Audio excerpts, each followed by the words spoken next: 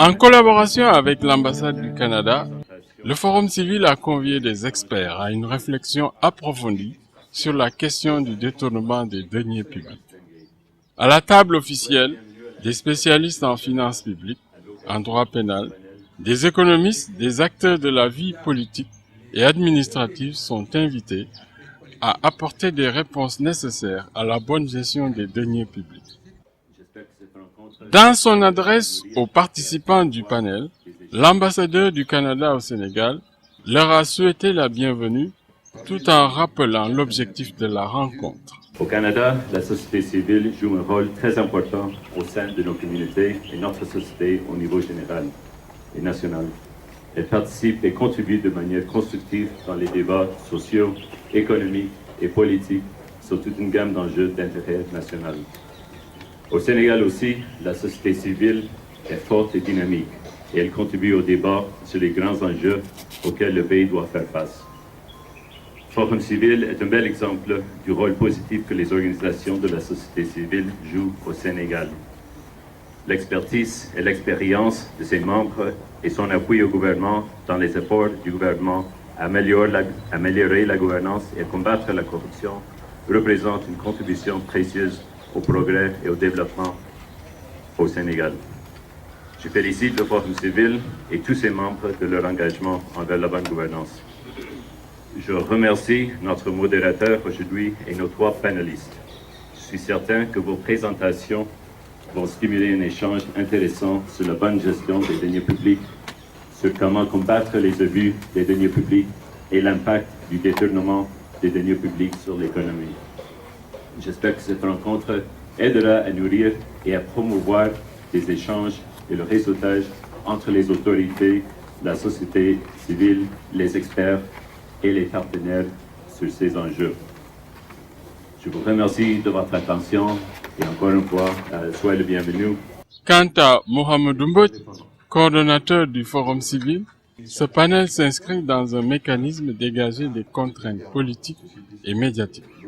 La légitimité de ce mécanisme, c'est qu'on est un réseau de compatriotes qui sont pénétrés par une grande préoccupation sur les questions d'intégrité et qui se regroupent par un cycle d'ateliers, de rencontres, d'échanges comme celui-ci, dégagés de la politique et qui réfléchissent sur ces questions. Asseoir des consensus sur les notions fondatrices de la bonne gouvernance, au-delà des instrumentalisations politiques ou politiciennes. Donc, derrière, il y a des institutions dans ce mécanisme qui ont un intérêt particulier. Je vois le président du Conseil de régulation de l'eau pluviale, l'inspection générale d'État, l'ARMP, le représentant de l'autorité de régulation des marchés publics. Si j'en ai perdu, des universitaires aussi qui travaillent avec nous sur ces questions, qui sont sur la table, mais qui sont dans la salle aussi. Certains organismes et institutions aussi qui travaillent avec le forum, les partenaires aussi. À la suite de M. Mbot, la garde des Sceaux, Mme Aminata Touré, rappelle l'intérêt de la question de la bonne gouvernance dans la gestion des deniers publics. Je pense que l'opportunité nous est donnée, justement, de construire au niveau du Sénégal une nouvelle culture de bonne gouvernance qui va au-delà des engagements de l'État. L'État, évidemment, doit donner l'exemple, parce que d'abord, l'État gère les deniers publics qui sont supposés appartenir à l'ensemble des Sénégalais. Donc, il faut bien les gérer. Et évidemment, il faut en faire un objectif de résultat et de redevabilité, comme quelqu'un l'a dit. C'est-à-dire, 5 ans après, si vous êtes élu, les Sénégalais doivent pouvoir tirer le bilan. Et vous pouvez faire confiance ou pas sur cette base-là. Mais évidemment, il faut également que le secteur privé soit engagé. Je pense qu'il est également représenté ici. Mais il faut que les Sénégalais eux-mêmes soient engagés. Je crois que ça, c'est d'ailleurs le plus important. Parce que la culture de la corruption, elle peut être très profonde souvent et commencer à des endroits qu'on ne peut pas suspecter. Mais leur interprétation n'est pas toujours évidente au niveau du citoyen normal. Nous avons beaucoup d'expressions dans nos langages respectifs, dans nos langues nationales, qui, lorsqu'on creuse un peu, ne sont pas loin de dédramatiser la corruption. Entre le teranga, c'est-à-dire voilà, l'hospitalité, etc., et la corruption parfois, telle qu'on l'a définie même dans la loi, la ligne souvent est assez floue. Avant le début des communications des panélistes, M. Abdoulatif Coulibaly, ministre de la Bonne Gouvernance, a révélé les actions prévues par son département ministériel pour élaborer une politique nationale de bonne gouvernance. Le ministère de la Bonne Gouvernance sera un ministère qui travaillera à faire en sorte qu'on ait des actes stratégiques de prévention. Et sur ça, on a donné une priorité absolue à la question de l'éducation, de la formation, qu'on appelle l'appropriation citoyenne de la gouvernance. On ne peut absolument rien faire au niveau du gouvernement si la problématique ne constitue pas une préoccupation fondamentale pour les citoyens. Si bien qu'aujourd'hui, nous avons une direction qui s'occupe essentiellement de cette. Et c'est là où justement la collaboration avec la société civile est fondamentale. Même du point de vue de l'élaboration de la politique stratégique, nous voulons mettre en place, la collaboration de la société civile est fortement sollicitée à travers les ateliers que nous avons organisés ensemble. Également la sollicitation du concours et de la réflexion, en particulier des sachets de. 3 thèmes étaient au menu. Quel est le régime juridique des deniers publics selon les règles qui régissent les finances publiques? Un sujet traité par Abdourahmane Djohane, enseignant de droit à l'UCAD. Quelles sont les catégories d'abus des deniers publics? C'était le deuxième sujet abordé par le juge Malik Lamotte, président du tribunal régional de Thiès. Et enfin, le troisième sujet est l'impact du détournement des deniers publics sur l'économie, un thème introduit par Joseph Cabral, maître de conférences agrégé à la faculté des sciences économiques et de gestion de l'université Cheikh Anta Diop de Dakar. Exposant pour sa part sur le régime juridique des deniers publics selon les règles qui régissent les finances publiques, Abdourahmane Djohane, enseignant de droit à l'université Cheikh Anta Diop de Dakar, est revenu sur le mot denier.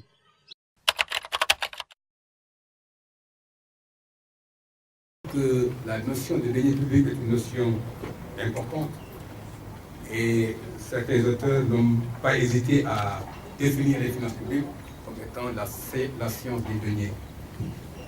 Et ils définissent les deniers publics comme un denier affecté à un service public. Premier point, la notion de deniers publics. D'abord, la notion de denier. À l'origine, c'était une pièce de monnaie romaine, puis française, et lorsqu'elle a été démonétisée, il est devenu une simple unité de compte. Et au pluriel, la notion est synonyme de somme d'argent en général. La notion de deniers publics en finances publiques s'oppose à la notion de deniers privés et est définie par les textes avant d'être précisée par la jurisprudence.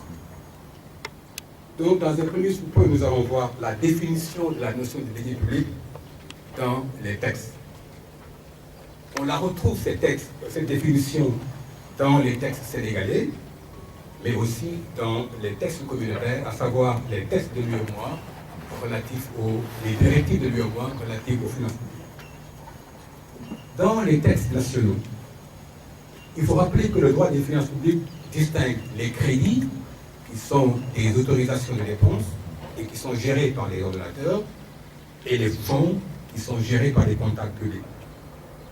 Les deniers publics étant des fonds, c'est dans les textes relatifs à la comptabilité publique qu'on trouve leur définition. Concernant les opérations, la classification les catégorise en sortie et rentrée de fonds dans les caisses publiques. Ceci fait que la notion de deniers publics s'intéresse aux acteurs et à leurs responsabilités. Pour les acteurs, il existe un principe de séparation entre l'ordonnateur et le payeur. C'est ce que précise ici Abdourahmane Djohane. Il faut préciser que tous les organismes publics ont leur propre ordonnateur, l'État, les collectivités locales, donc ce sont les exécutifs locaux et les établissements publics, les opérateurs sont les directeurs de ces établissements. Alors, pour l'État, au niveau central, donc pour l'État, c'est le ministre de l'économie et des finances qui peut déléguer ses pouvoirs au niveau central sous la forme de délégation de signature et au niveau déconcentré sous la forme de délégation de crédit. Alors, les attributions des ordonnateurs, ce sont eux qui ont l'initiative, ils ont la décision en matière de dépenses, ils ont le pouvoir d'engager, c'est-à-dire de faire naître la dépense, signer au marché. Ils ont également le pouvoir d'ordonnancer la dépense, c'est-à-dire de prescrire au comptable le paiement de la dépense. Et en matière de recettes, ils auront le pouvoir de prescrire l'exécution des recettes. Les attributions des comptables publics. Alors, les comptables publics ne sont pas de simples exécutants. Quand ils reçoivent des ordres de paiement ou de recettes de la part des ordonnateurs, ils doivent exercer un contrôle de régularité. Et c'est la raison pour laquelle on les appelle les gardiens de l'orthodoxie financière. Alors, en matière de dépenses, les attributions des comptables, avant d'ouvrir le caisse et de procéder à l'opération matérielle de paiement, ils doivent procéder à un certain nombre de contrôles. Alors, ces contrôles, on va les citer rapidement. Ils doivent contrôler la qualité de l'ordonnateur, c'est un problème de compétence. Ils doivent contrôler l'exacte imputation de la dépense, c'est-à-dire vérifier que la dépense entre bien dans l'objet du chapitre tel que défini par son intitulé. Il doit contrôler la disponibilité des crédits, la validité de la créance, qui consiste en un contrôle de la justification du service fait. Alors ici, le comptable ne contrôle pas la réalité du service, mais simplement son attestation par l'ordonnateur.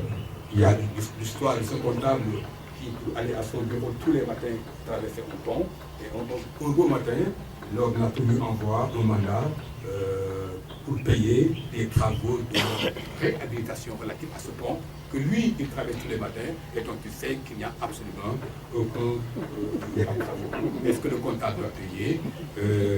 Si c'était sous l'empire du décret de 2003, il devait payer parce que le principe est que le comptable ne doit pas vérifier la réalité de la dépense, mais simplement sa justification par l'ordonnateur.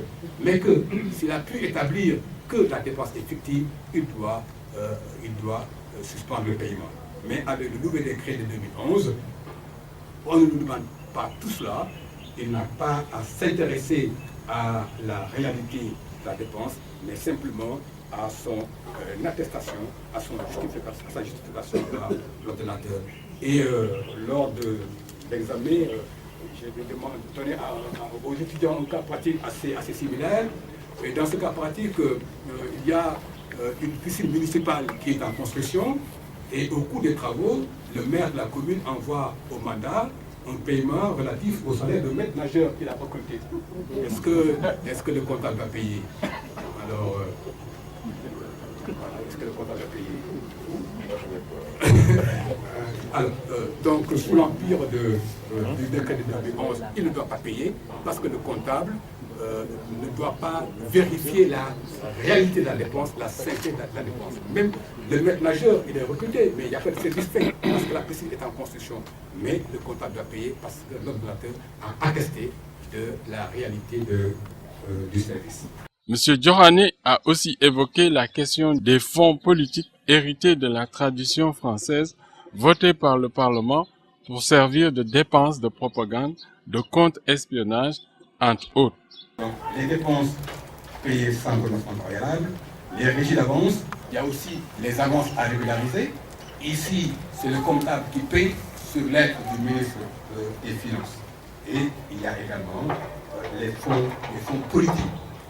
Les fonds politiques, quelques mots sur les fonds politiques qui sont hérités de la tradition budgétaire française. C'était des fonds, on les appelait à l'époque des fonds secrets, et puis maintenant, ils sont dénommés des fonds spéciaux, qui sont votés par le Parlement pour le Premier ministre, et ils ont pour objet de financer les dépenses de propagande, de contre-espionnage, etc. Au Sénégal, ils sont communément appelés fonds politiques, autorisés aussi en loi de finances pour la présidence de la République, et selon une tradition, ils sont gérés par les plus proches collaborateurs du président. Le président Abdou Diouf en 1963 alors qu'il était directeur de cabinet du président Senghor. On peut voir la conférence de presse qu'il a donnée le 19 avril 1999. Alors ces fonds politiques défraient régulièrement la chronique en France avec la disparition des fonds secrets de Raymond Barre en 1981, le sabotage du Rainbow Warrior, donc ce navire de Greenpeace, et les voyages du président Chirac payés en espèces en 2000. Au Sénégal également, on se souvient de la déclaration du président Wade en 2004, selon laquelle ces fonds ont servi au financement des partis de sa coalition. Et aujourd'hui, la classe politique, dans son entièreté, s'accorderait à reconnaître que l'on puisse s'enrichir avec les fonds politiques ou que l'on puisse enrichir des personnes avec les fonds politiques. Donc, l'intérêt suscité par ces fonds nous commande de rappeler leur définition et le régime juridique. Les fonds politiques, ce sont des crédits votés par le Parlement en loi de finances et qui ne mentionnent que le montant global. Donc, le régime juridique s'écarte ainsi de deux règles essentielles. Une règle de droit budgétaire et une règle de droit de la comptabilité publique. Il déroge à la règle budgétaire, la règle de la spécialité des crédits. Alors, pour rappel, le principe de la spécialité signifie que les crédits ne sont pas votés globalement par le Parlement, ce n'est pas le système de l'abonnement, mais ils sont spécialisés par chapitre, groupant les dépenses selon leur nature ou selon leur destination. Donc ici, les fonds politiques constituent une dérogation parce que les crédits sont votés globalement pour la présidence sans affectation préalable. Dans sa communication sur le thème « Les catégories d'abus de deniers publics », le juge Malick Lamotte évoque le phénomène des atteintes aux deniers publics d'une manière générale, la délinquance économique et financière qui génère une économie souterraine menaçant l'économie légale dans tous ses aspects. Et puis, il aborde la question de l'intégrité publique et le respect du devoir de probité des agents publics.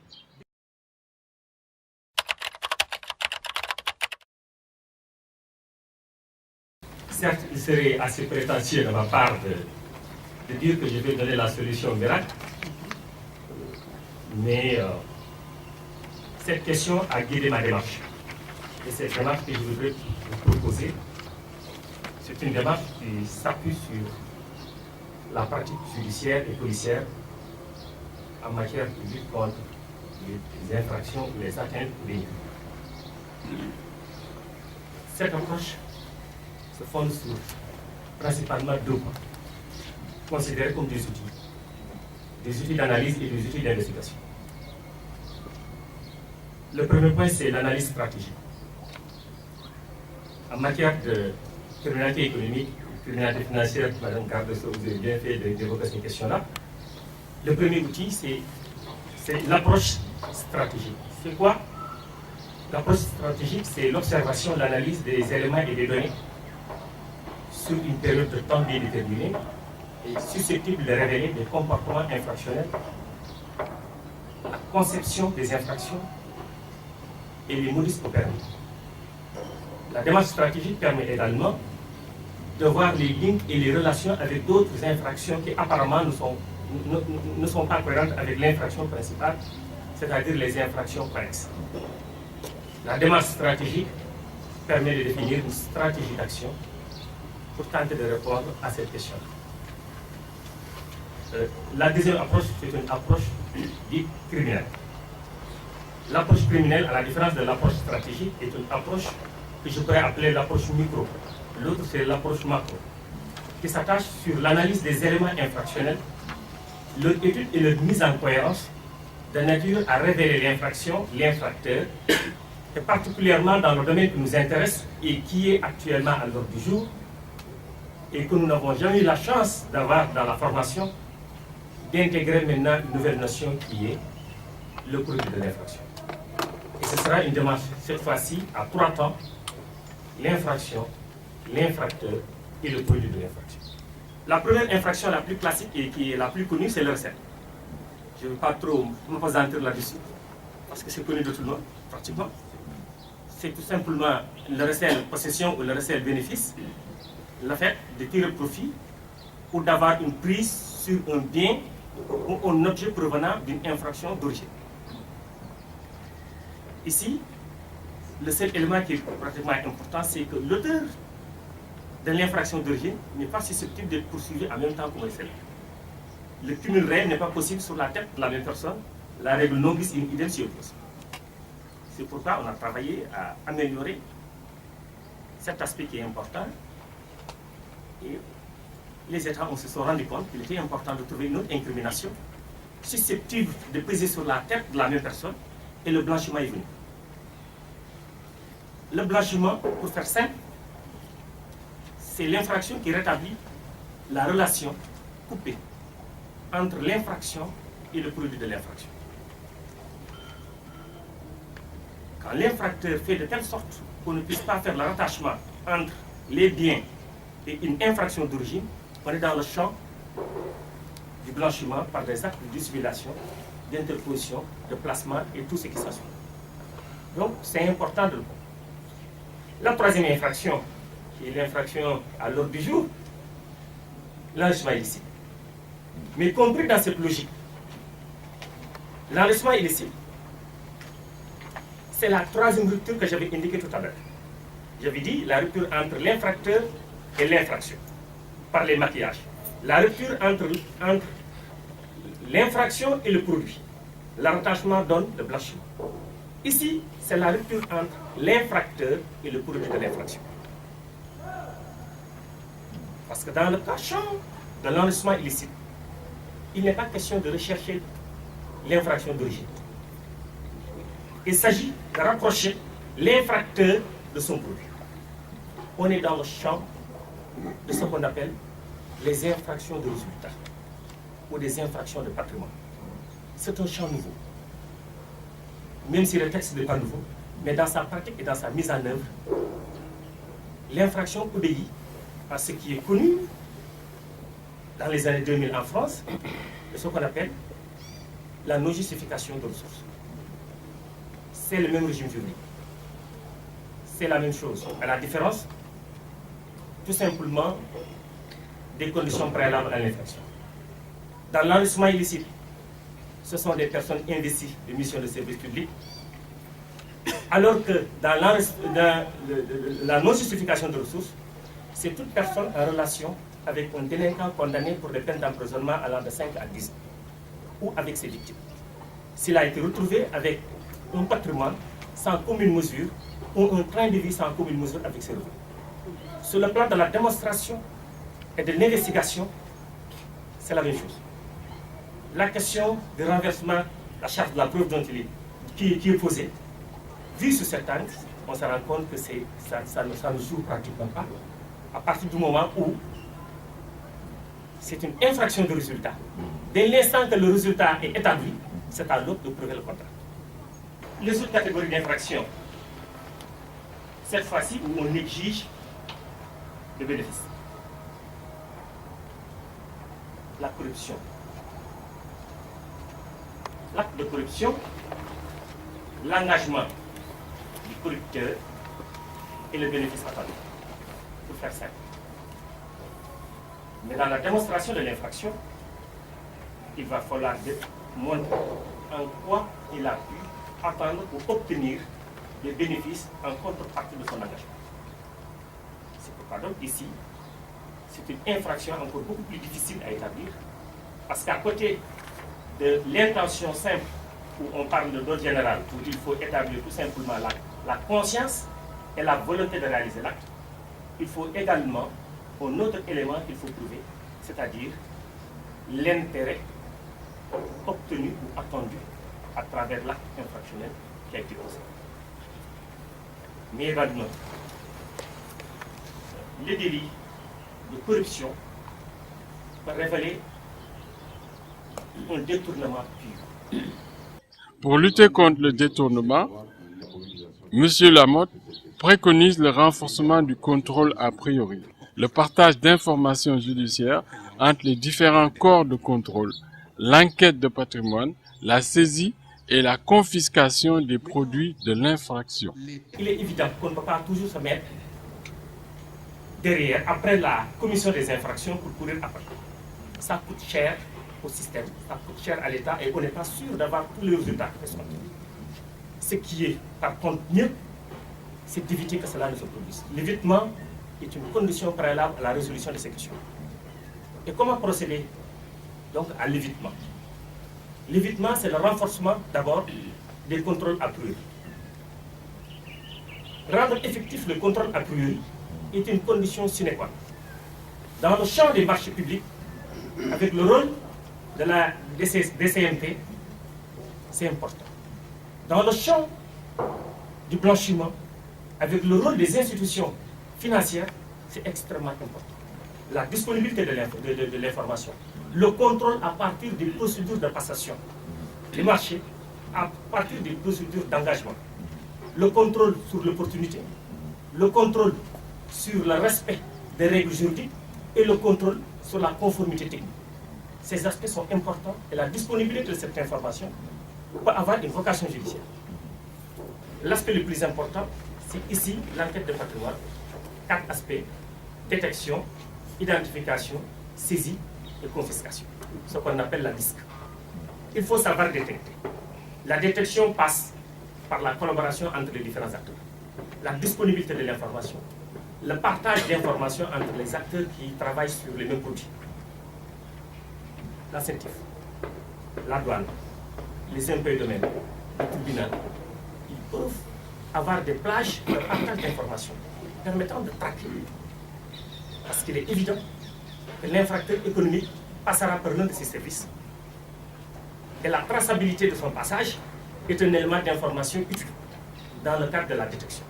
L'impact du détournement des deniers publics sur l'économie a été développé par Joseph Cabral, maître de conférence à la faculté des sciences économiques et de gestion de l'université Cheikh Anta Diop de Dakar. Il revient sur cette propension à la prédation que développent les personnes qui ont des charges publiques au Sénégal.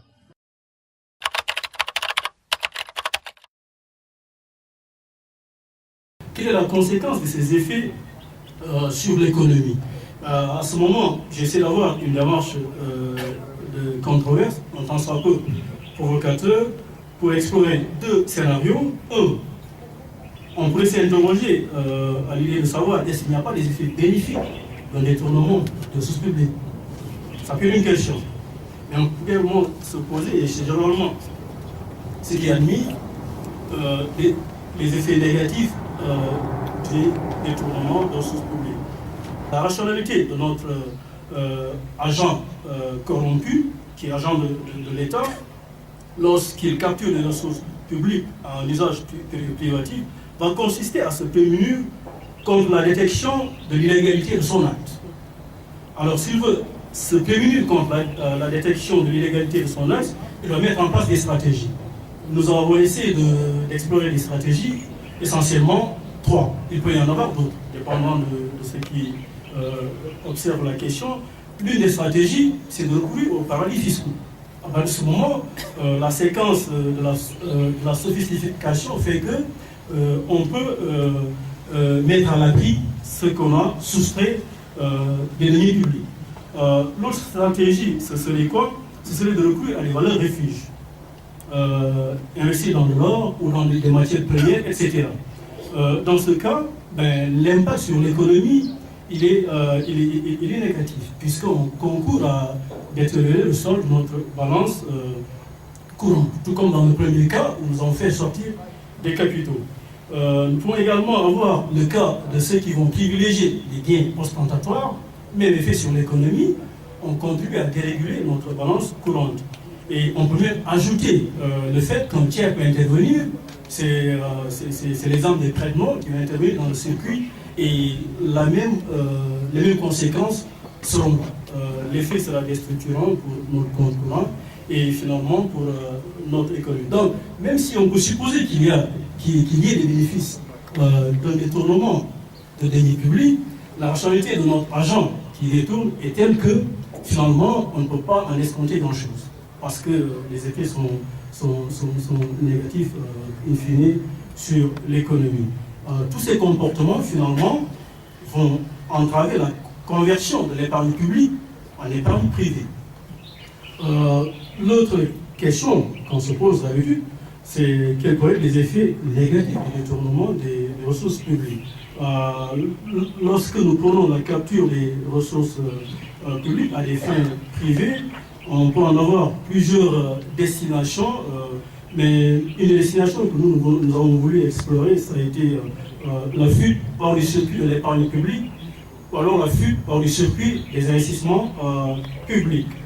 Donc, ce qui va se traduire également par le fait que l'État sera dans une posture de délivrer moins de biens collectifs, moins d'éducation, moins de santé, moins d'hygiène, etc.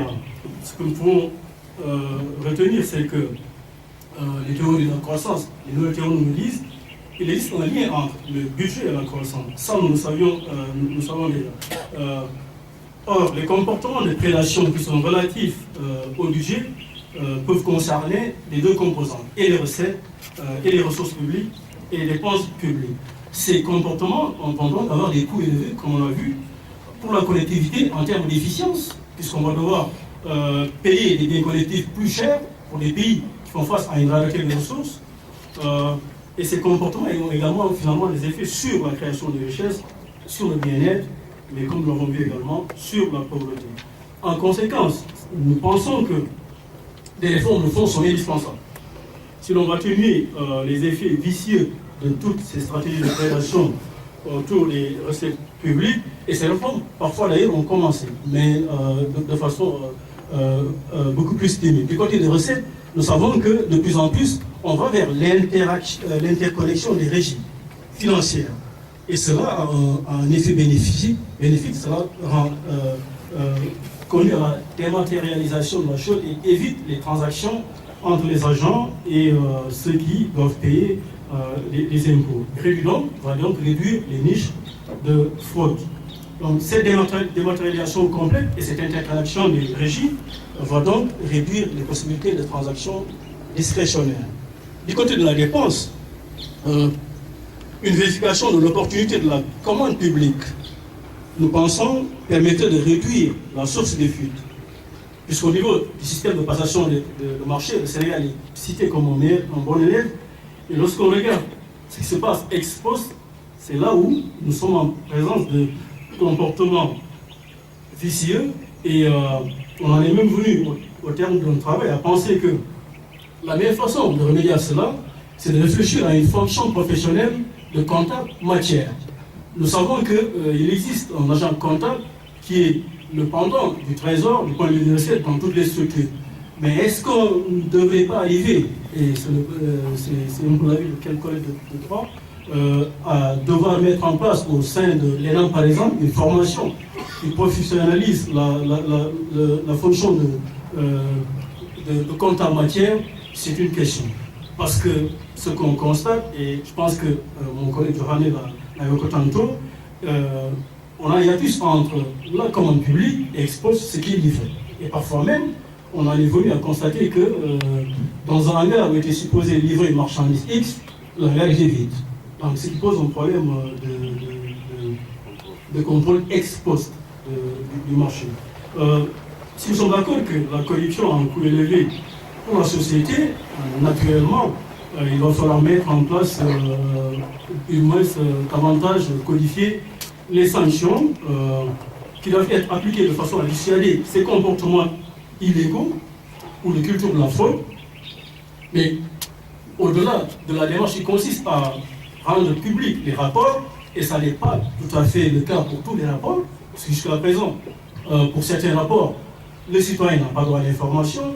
Je pense qu'il est bon d'aller vers une démarche de codification des sanctions pour que l'agent rationnel qui, on doit le dire, qui est le corrompu ou le corrupteur, puisse savoir où est la ligne rouge qu'il ne doit pas franchir en termes d'illégalité par rapport à son action. Au terme des communications des panélistes, le modérateur Abdoulaye Dieye, professeur de droit constitutionnel, a dégagé des pistes de réflexion pour les échanges. M. Johanné a d'abord parlé du régime juridique des deniers publics. Il a exposé en 3 points. Le premier point, c'est pour clarifier la notion de deniers publics. Le deuxième point, c'était pour faire un rappel des opérations sur deniers publics. Et le troisième point, c'était pour nous parler du contrôle juridictionnel des opérations sur deniers publics. Le juge Lamotte, qui nous a fait un exposé sur les catégories d'œuvres de deniers publics, a focalisé son exposé sur le détournement du denier public en partant de 3 paramètres. Évidemment, ça tourne autour du détournement. C'est l'auteur de l'infraction, je l'appelle l'infracteur, c'est l'infraction en tant que telle et le produit de l'infraction. Le troisième exposé a été fait par M. Cabral, économiste, et ça portait sur l'impact du détournement des deniers publics sur l'économie. Il nous a fait une introduction, mais il a également essayé de voir le lien qui existait entre le budget et la croissance. Et pour le troisième point, c'était véritablement